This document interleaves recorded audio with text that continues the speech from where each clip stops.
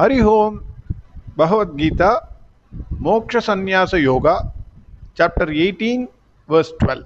Continuation. Yesterday we saw the explanation of Swami Dayananda Saraswati for this verse. Simply put, the result of actions are threefold, namely Anishtam, Ishtam, and Mishram. Depending upon the karma, in the next janma, one gets his birth. But this is applicable only to a Atyagi, that is the one who is attached to the results, but not to a Sanyasi. That is what we saw yesterday. Today, Swami Chinmayananda's explanation we will see. Verse 12 again. Anishtamishtam mishram cha trividam karmana palam bhavatyatyagi pretyam natu sanyasinam kvachit. Swami Chinmayananda says the results of action depend on the quality of action performed. If you perform, if the work is good, naturally the output, the result of that work will be good. If the quality of work is bad, naturally the quality of work will be bad.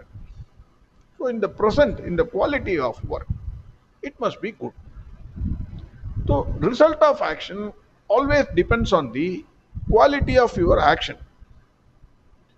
What is an action? Action is nothing but something done to satisfy the willful desire in the outside world. We desire something, to fulfill that desire, we perform an action. And the results of action comes. The results of action depends on two things. One is motive with which it is performed. What is your motive? Second is mental composure with which it is performed. Are you performing that work in an agitated mind? Or are you performing that work with a calm mind? So that is the mental composure.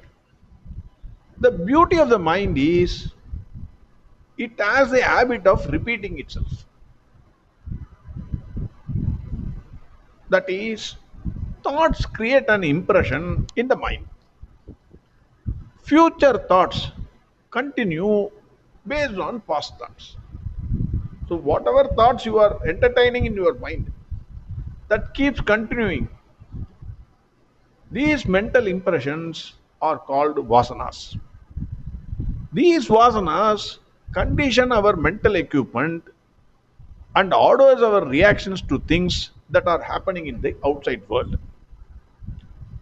In philosophy, Swami Chinmayananda says the fruits of actions are not only in the outside world but also in the inner world. We have two types of worlds. One is outer world, second is inner world. The fruits of actions are of three types. One is disagreeable or calamitous, meaning that are positively bad. Anishtam.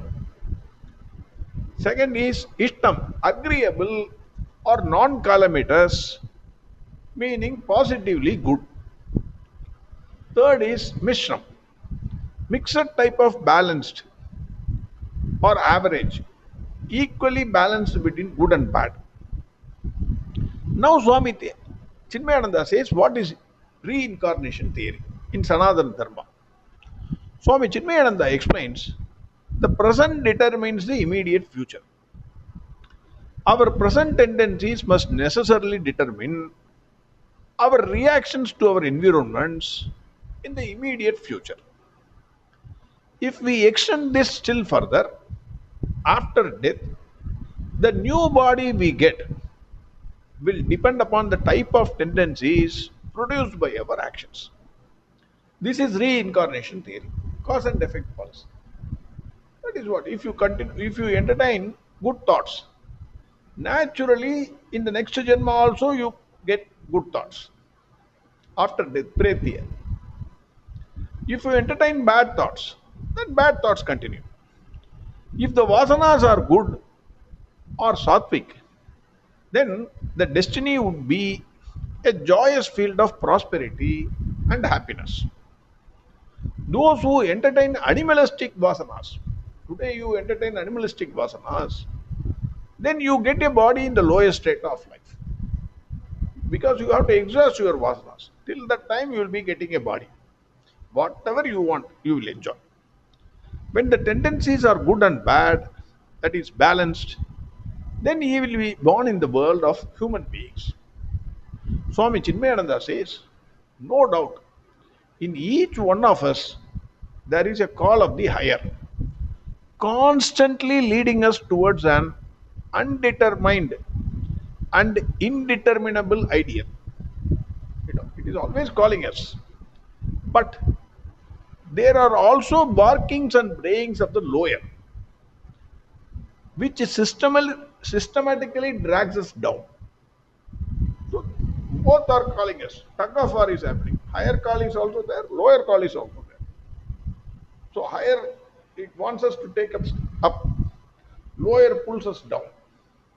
Both are happening. If the individual identifies himself with the higher call, and live up to that ideal, then sattvic vasanas will multiply and the lower will be silenced.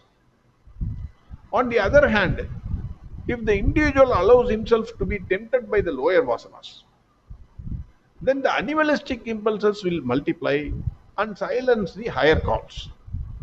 In this tug of war, the determining factor is the individual's own personality. You have been given some will. You have to exercise that will. When the lawyer pulls you down, you have to cut it out and then attach yourself with the higher. As long as good and bad vasanas are there, birth is certain. And one has to suffer the pangs and perils of life, whichever form you are going to take. If you entertain good and bad vasanas, birth is certain. Only when the vasanas have ended, the transcendental experience of the pure spirit, that is self, is possible. Bhagwan Krishna explains the difference between tyaga, that is abandonment, and sannyasa, that is renunciation.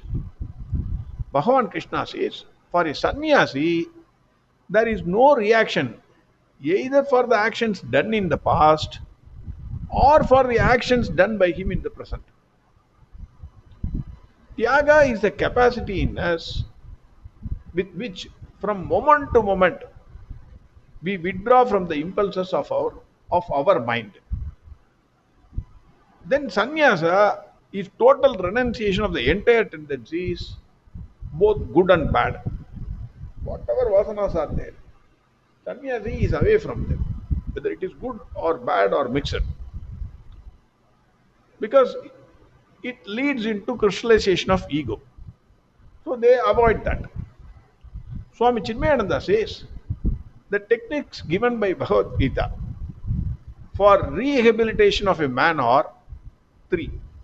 One, detach from the lower sensuous cravings and passions by attaching with nobler ideals of self control and moral perfection. Simply put, purify the mind. How to detach from the low? Because here I want to add only one sentence because Kanchi Paramacharya has already said, uh, mind cannot stand alone. It will always, the moment you wake up, it starts attaching itself to thoughts. So, detach from the lower can only happen only when you attach with the higher. So, the mind has to be detached from the lower and attached with the higher. That is what Swami Chinmayananda also here says. To purify the mind, detach from the lower sensuous cravings and passions by attaching with nobler ideals of self control and moral perfection. That is one. Two, Once the mind is purified, that purified mind gains the power of subtle thinking for steady contemplation.